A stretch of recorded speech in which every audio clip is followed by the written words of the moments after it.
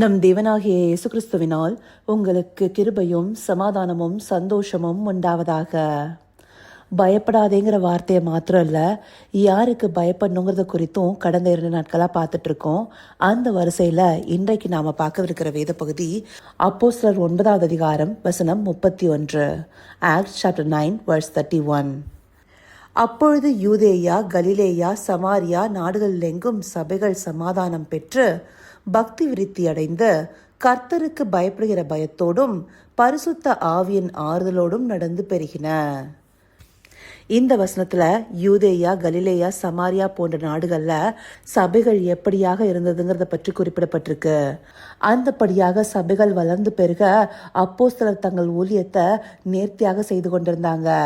அது மாத்திரம் இல்லாம சவுலும் தேவனால தெரிந்து கொள்ளப்பட்ட ராஜ்யத்தின் சுவிசேஷத்தை அநேக இடத்துல எடுத்து செல்றாரு.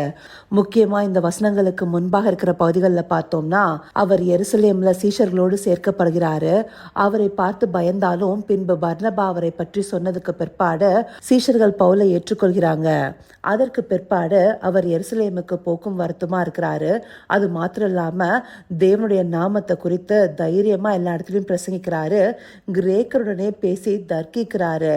இந்தபடியாக அப்போஸ்தலர்களுடைய ஊழியத்தின் மூலமாக சபைகள் வளர்ந்து பெருகிறத நம்மளால பார்க்க முடியுது. அந்தபடி இந்த சபைகள் வளர்ந்து பெருகினதற்கான முக்கியமான ஒரு காரணத்தை நாம பார்த்த பிரதான வசனம் குறிப்பிடுது. அதுவே கர்த்தருக்கு பயப்படுகிற பயம். கர்த்தருக்கு பயப்படுகிற பயமானது சபை நடத்துல அவசியமாக காணப்பட வேண்டியதாக இருக்கு. ஏன்னா சபையே தேவனுடைய ஆவியை பெற்றதாக இருக்கு. தேவனுடைய ஆவியானவர் அருளி செய்கிற முக்கியமான தன்மையே கர்த்தருக்கு பயப்படுகிற பயம். தேவனுடைய ஆவியானவர் அருளி செய்யும் முக்கியமான தன்மையே கர்த்தருக்கு பயப்படுகிற பயமா இருக்கு. ஏசாயா 11வது அதிகாரம் 2வது வசனத்துல ஆண்டவராகிய இயேசு கிறிஸ்துவின் மேல தங்கியிருக்கிற ஆவியானவரை பற்றி சொல்லும் போது முக்கியமாக குறிப்பிடப்பட்டிருக்கிறதே அறிவையும் கர்த்தருக்கு பயப்படுகிற பயத்தையும் அருளும் ஆவி. அந்தபடி கர்த்தருக்கு பயப்படுகிற பயமானது ஆவியானவரால் அருளப்படும் முக்கியமான அனுகிரகமாக இருக்கு. அதே ஏசாயா 11வது அதிகாரம் 3வது வசனத்துடைய துவக்க பகுதியில பார்த்தோம்னா, கர்த்தருக்கு பயப்படுதல் அவருக்கு உகந்த வாசனையா இருக்கும்னு சொல்லப்பட்டிருக்கு.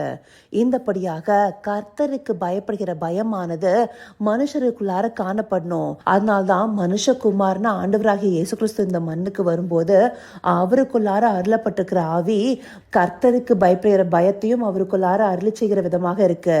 அப்படி கர்த்தருக்கு பயப்படுகிற பயமானது சபைகள் இடத்துல காணப்படணும். அப்படியாக காணப்படும் போதே மனுஷன் பாவத்தை விட்டு விலகி இருப்பான். ஏன்னா தெய்வ பயம் இல்லாம போகும்போது தானே பாவம் உள்ள பிரவேசிக்குது. ரோமர் 3வது அதிகாரம் 18வது வசனத்துல கூட அவர்கள் கண்களுக்கு முன்பாக தெய்வ பயம் இல்லைன்னு சொல்லி கொடுக்கப்பட்டிருக்கும். அந்தபடியாக மனிதர்களிடத்துல தெய்வ பயம் இல்லாம போகும்போது பாவத்திற்கு ஏதுவாக நடத்தப்படுறாங்க. இந்த உலகத்துல உண்டாகிற இச்சைகளுக்கு ஏதுவாக விழுந்து போகிறாங்க. அப்படிப்பட்டதாக சபை காணப்படலாமா? சபையானது தேவனுக்காக பிரித்தெடுக்கப்பட்டது. தேவன் தன்னுடைய ரத்தத்தை சிந்தி சம்பாதித்ததாக இருக்குது. அப்படிப்பட்ட சபையானது தெய்வ பயத்தோடு இருக்கணும். அப்படி கர்த்தருக்கு பயப்படுகிற பயத்தை உடைய சபைகள் இன்றைக்கு காணப்படுதா? இன்றைக்கு சபையில கர்த்தரிடத்திலிருந்து வருகிற ஆசீர்வாதமே எதிர்நோக்கி பார்க்கப்படுகிறது.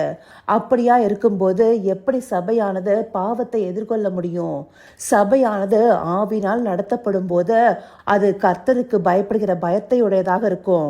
அந்தபடியான பயபக்தியே பாவத்திலிருந்து விலக்கி தேவனுடைய திவ்ய சுபாவத்தை நோக்கி பார்க்க செய்யும். அந்த சுபாவத்தை இன்றைக்கு இருக்கிற சபைகள் பெற்றுக்கொள்ள வேண்டியது அவசியமா இருக்கு. அதை பெற்றுக்கொள்ளாத நிமித்தமே அநேக உபத்திரவங்கள் தேசத்திற்குள்ளாக உண்டாகுது. இப்படியாக சபையானது கர்த்தருக்கு பயப்படுகிற பயத்திற்கு நேராக நடத்தப்படலன்னா ஆவியின் நிறைவை சபையானது பெற்றுக்கொள்ளன்னு அர்த்தம். ஏன்னா ஆவினால் நிரம்பப்பட்டு தேவ ஆவியினால வழிநடத்தப்படுகிற சபை எல்லாமே தேவனுக்கு பயப்படுகிற பயத்தை உடையதாக இருக்கும். இது நாம கூடி வருகிற சபை மாத்திரம் இல்ல, தனித்தனியே நாம சபையாக தேவனுடைய ஆவியை பெற்றிருக்கிறோம்னா அந்த தேவ ஆவியானவர் நமக்குள்ளேயும் கர்த்தருக்கு பயப்படுகிற பயத்தை அருளி செய்வார். கர்த்தருக்கு பயப்படுகிற பயம் இருக்கும் இருக்கும்போது என்ன ஆகும்? நம்மை சுற்றிலும் உலகத்தின் காரியங்களும் இச்சைகளும் நம்மை ஈர்த்தாலும் அதிலிருந்து விலகி வருவதற்கு நாம் ஞானத்தையும் உணர்வையும் பெற்றிருப்போம். அப்படிப்பட்ட ஞானத்தையும் உணர்வையும் அருளும் ஆவியும் கர்த்தருடைய ஆவியானவரை தந்தருகிறாருங்கிறத ஏசாயா 11 அதிகாரம் 2 துவக்க பகுதி சொல்லுது. இந்தபடியாக ஞானத்தையும் உணர்வையும் பெற்ற சபையானது ஆவியினால் நடத்தப்பட்டு கர்த்தருக்கு பயப்படுகிற பயத்தால் நிறைந்திருக்கும். அந்தப்படியான மூல உபதேசங்களையே அன்றைக்கு அப்போஸ்தலர்கள் சபைக்கு கொடுத்திருக்காங்க. அதனால சபைகள் வளர்ந்து பெருகி இருக்கு. இந்த நாட்கள்ல எழுப்புதல் காணப்படணும்னா இப்படியான மூல உபதேசம் போதிக்கப்படணும் இல்லையா? கர்த்தருக்கு பயப்படுகிற பயத்துல சபையானது நிலைநிற்கணும் இல்லையா? இப்படியான காரியங்கள் நம்மிடத்துல காணப்படணுங்கிறதே தேவனுடைய விருப்பமா இருக்கு. அந்தபடியே தேவனுடைய ஆவியானவர் தங்கும் ஆலயமாக காணப்படுகிற நாம் ஒவ்வொருவருமே தனித்தனி சபையாக தேவனுக்கு பயப்படுகிற பயத்தை உடையவர்களாக இருக்கணும். அப்படி இருக்கும் போதே நாம சபையாக கூடி வரும்போது கர்த்தருக்கு பயப்படுகிற பயத்தை ஒருவருக்கொருவர் உபதேசிச்சு புத்தி சொல்ல முடியும். இப்படியாக நாம நடந்து கொள்வதற்காகவே இந்த பகுதிகள் நமக்கு காண்பிக்கப்பட்டிருக்கு. இதை உணர்வுள்ள இருதயத்தோடு பார்த்து கர்த்தருக்கு பயப்படுகிற பயத்தை உடைய சபையாக நாம காணப்பட அவரை நோக்கி பார்ப்போமா? கர்த்தாவே, தேவாதி தேவனே, உமக்கே இந்த வேலையில நன்றி செலுத்துகிறோம் ராஜா. அப்பா, பூர்வ நாட்கள்ல அப்போஸ்தலருடைய உபதேசங்கள் மூலமாக சபைகளுக்குள்ளார கர்த்தருக்கு பயப்படுகிற பயமானது காணப்பட்டது போல இந்த நாட்கள்லயும் சபையானது உமக்கு பயப்படுகிற பயத்துல நிலைநிற்கணுங்கிறத இந்த பகுதிகள் மூலமா எங்களுக்கு காண்பிச்சிருக்கீங்க தகப்பனே. அந்தபடியாக உமக்கு பயப்படுகிற பயமே எங்களை பாவத்துல விழுந்து போகாதபடி பார்த்து கொள்ளுங்கிறத நாங்க உணர்ந்து செயல்படணும் தகப்பனே.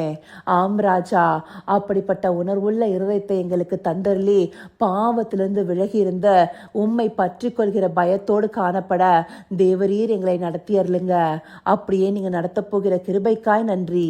சகலவித துதி மகிமை கனம் யாவும் ஒருவருக்கே செலுத்துகிறோம். இயேசு கிறிஸ்துவின் மூலமாய் வேண்டிக் கொள்கிறேன் பிதாவே. ஆமேன், ஆமேன்.